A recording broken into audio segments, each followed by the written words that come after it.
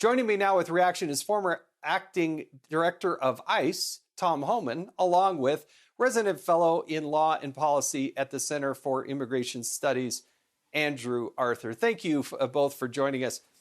Tom Homan, I want to start with you. You dedicate your life, decades to this.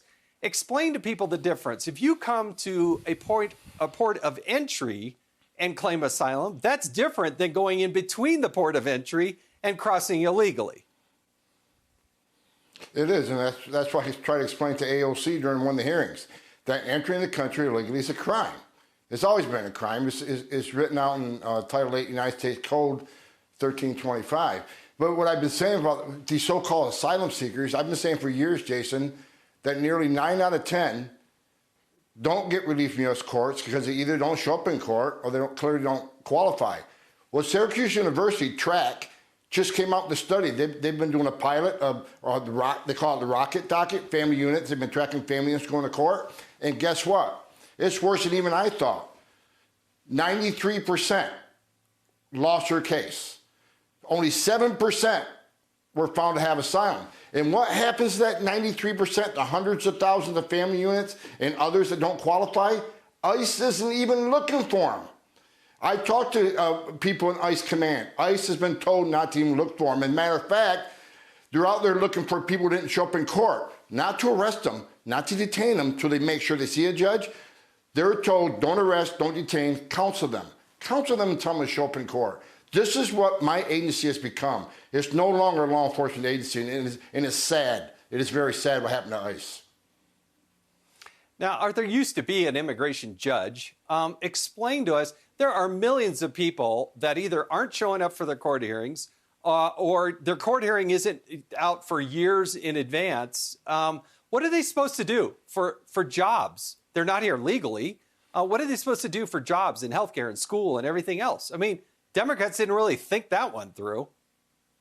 No, they didn't. And in fact, it's worse than that because a lot of these folks pay $7,000 to $8,000 to smugglers to bring them to the United States, but many of them, don't have that money. So they enter into agreements with the smugglers to work in the United States in substandard conditions, illegally under the table, in virtual debt bondage. The idea that slavery exists in the United States in the 21st century should be anathema to every American, and yet that's what's going on. The abuse is on both sides of the border. Back in 2014, then Vice President Joe Biden talked about how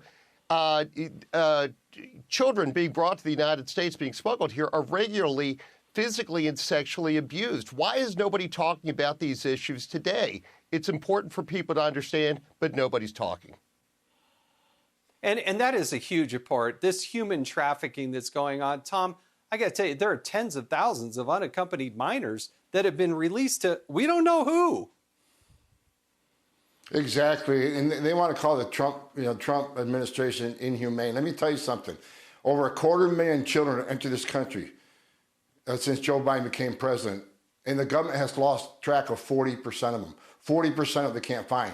Under the Trump administration, we would not only vet the sponsor, we'd vet everybody in the household.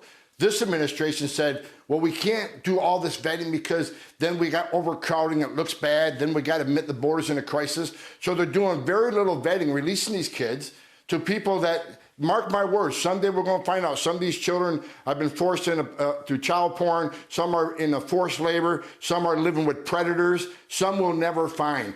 The Trump administration was humane because of this. Illegal immigration was down 83%. When 83% less people are coming in this country, how many aren't dying crossing the river? How many women aren't being sexually assaulted? How many children ain't being put at risk? How many known suspected terrorists aren't coming to the country? Since Joe Biden became president, we got 1,700 dead migrants. We got 100,000 dead Americans from fentanyl. This administration's policies are killing people. They're not humane like they claim they are.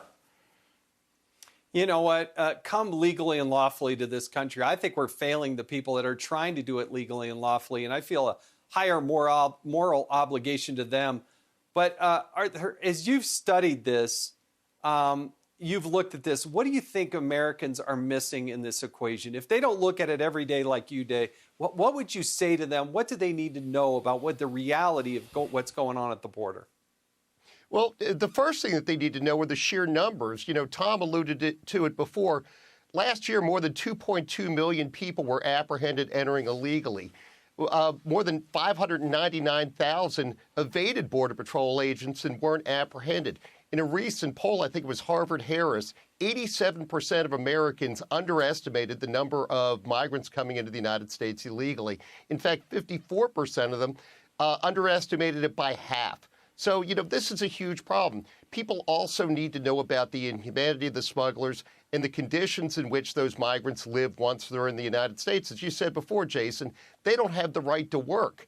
So they're dependent upon the state. They're dependent upon sleazy and corrupt employers to give them jobs. They work in subpar conditions. And another thing, the Biden administration has stopped worksite enforcement. Tom and I have been doing this, you know, for more than 30 years, each of us. We can tell you that if you don't go into the work sites, if you don't, you know, go after the employers who are hiring the illegal aliens, you're missing the employers who are putting people in unsafe conditions, who are, you know, cutting other employment laws. This is a real problem. This is a huge problem for the United States. It's imposing a huge cost on the states and on the municipalities.